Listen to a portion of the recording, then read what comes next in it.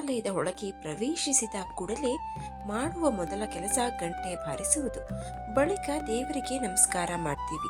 ದೇವಸ್ಥಾನವನ್ನ ಪ್ರವೇಶಿಸುವಾಗ ಗಂಟೆ ಬಾರಿಸುವ ಈ ಸಂಪ್ರದಾಯ ಅಥವಾ ಪದ್ಧತಿ ಶತಮಾನಗಳಷ್ಟು ಹಳೆಯದು. ಸನಾತನ ಹಿಂದೂ ಸಂಸ್ಕೃತಿಯಲ್ಲಿ ಪ್ರಾಚೀನ ಕಾಲದಿಂದಲೂ ಅನೇಕ ಸಂಪ್ರದಾಯಗಳು, ಆಚರಣೆಗಳು ನಡೆದುಕೊಂಡು ಬಂದಿವೆ. ಈ ಸಂಪ್ರದಾಯಗಳ ಹಿಂದೆ ಅನೇಕ ವೈಜ್ಞಾನಿಕ ಕಾರಣಗಳನ್ನು ಹೊಂದಿವೆ. ಪ್ರತಿಯೊಬ್ಬರೂ ಕೂಡ ದೇವಸ್ಥಾನಕ್ಕೆ ಹೋದಾಗ ಮೊದಲು ಗಂಟೆ ಬಾರಿಸ್ತಾರೆ. ಹಾಗಿದ್ರೆ ಯಾಕೆ? ದೇವಸ್ಥಾನದಲ್ಲಿ ಗಂಟೆ ಬಾರಿಸಿದ್ರೆ ದುಷ್ಟಶಕ್ತಿ ಓಡಿ ಹೋಗುತ್ತಾ?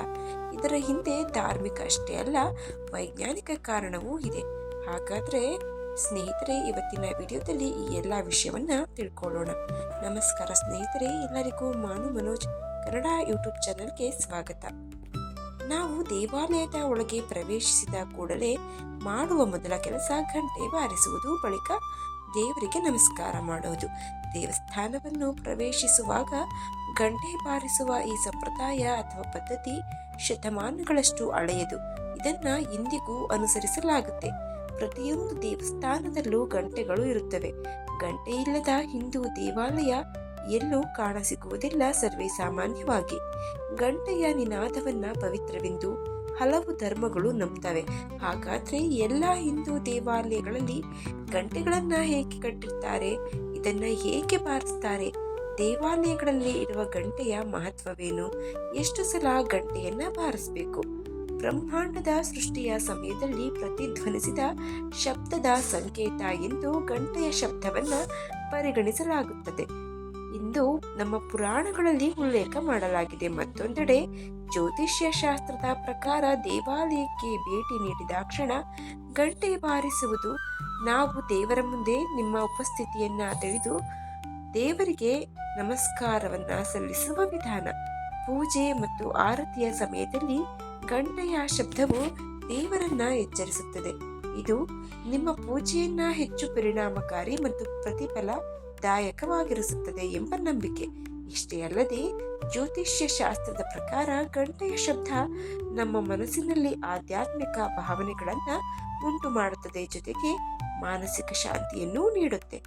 ಧರ್ಮ ಗ್ರಂಥಗಳ ಪ್ರಕಾರ ಪೂಜೆ ಸಮಯದಲ್ಲಿ ಗಂಟೆ ಬಾರಿಸುವುದರಿಂದ ವ್ಯಕ್ತಿಯ ಪಾಪಗಳು ನಾಶವಾಗುತ್ತವೆ, ಜೀವನದಲ್ಲಿ ಧನಾತ್ಮಕ ಶಕ್ತಿ ಹರಡುತ್ತೆ. ಆದ್ದರಿಂದ ಪೂಜೆಯನ್ನ ಹೊರತುಪಡಿಸಿ ಯಾವುದೇ ಶುಭ ಅಥವಾ ಶುಭ ಕಾರ್ಯದ ಆರಂಭದಲ್ಲಿ ಗಂಟೆಯನ್ನ ಬಾರಿಸುವುದು ಮಂಗಳಕರ ಅಂತ ಪರಿಗಣಿಸಲಾಗಿದೆ.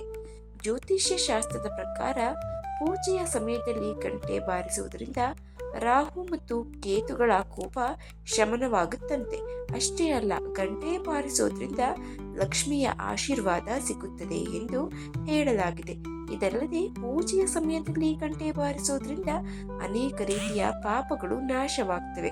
ಅದೇ ಸಮಯದಲ್ಲಿ ಗಂಟೆಯ ಬಗ್ಗೆ ಪೂಜೆಯಲ್ಲಿ ಗಂಟೆ ಬಾರಿಸೋದ್ರಿಂದ ದೇವರ ಪೂಜೆ ಯಶಸ್ವಿಯಾಗುತ್ತದೆ ಎಂಬ ನಂಬಿಕೆ. ಹಾಗೆ ಪೂಜೆ ಮಾಡುವಾಗ ನಮ್ಮ ಮನೆಯಲ್ಲಿ ಪೂಜೆಯನ್ನ ಮಾಡ್ತಾ ಇದ್ದೀವಿ ಎಂದು ದೇವರನ್ನು ಆಹ್ವಾನಿಸುವ ರೀತಿ ಈ ಗಂಟೆ ಬಾರಿಸೋದು ಅಂತ ನಮ್ಮ ಹಿಂದೂ ಪುರಾಣದಲ್ಲಿ ಹೇಳಲಾಗಿದೆ. ಇನ್ನು ವೈಜ್ಞಾನಿಕ ಕಾರಣ ಪ್ರಕಾರ ಮನೆಯಲ್ಲಿ ಗಂಟೆ ಬಾರಿಸೋದ್ರಿಂದ ಉಂಟಾಗುವ ಕಂಪನಗಳು ಪರಿಸರದಲ್ಲಿರುವ ಸೂಕ್ಷ್ಮ ಜೀವಿಗಳು ಮತ್ತು ವೈರಸ್ಗಳನ್ನ ನಾಶ ಮಾಡುತ್ತವೆ. ಅಲ್ಲದೆ ಧನಾತ್ಮಕತೆಯನ್ನ ಒದಗಿಸಿ ಸುತ್ತಮುತ್ತಲಿನ ಪರಿಸರವನ್ನ ಶುದ್ಧ ಮತ್ತು ಪವಿತ್ರಗೊಳಿಸುತ್ತವೆ. ಇಷ್ಟು ಮಾತ್ರವಲ್ಲದೆ ಏಕಾಗ್ರತೆಯನ್ನ ದೇವರ ಕ್ರಿಯೆಯಲ್ಲಿ ತಲ್ಲೀನಗೊಳ್ಳುವಂತೆ ಮಾಡುತ್ತೆ. ಗಂಟೆಯನ್ನ ಸಾಮಾನ್ಯವಾಗಿ ಹಿತ್ತಾಳೆಯಿಂದ ತಯಾರಿಸುತ್ತಾರೆ ಅಥವಾ ಬೆಳ್ಳಿಯಿಂದ. ದೇವಾಲಯ ಪ್ರವೇಶಿಸುವ ಭಕ್ತರು ಗಂಟೆ ಬಾರಿಸಿದಾಗ ಅವರಲ್ಲಿ ಭಕ್ತಿ ಭಾವ ಮೂಡುತ್ತದೆ. ಜೊತೆಗೆ ಆರತಿಯ ವೇಳೆ ನಿರಂತರವಾಗಿ ಗಂಟೆ ಬಾರಿಸೋದ್ರಿಂದ ಏಕಾಗ್ರತೆ ಮೂಡುತ್ತದೆ ಎಂಬ ಕಾರಣಕ್ಕೆ ಗಂಟೆಯನ್ನ ಮೊಳಗಿಸಲಾಗುತ್ತದೆ.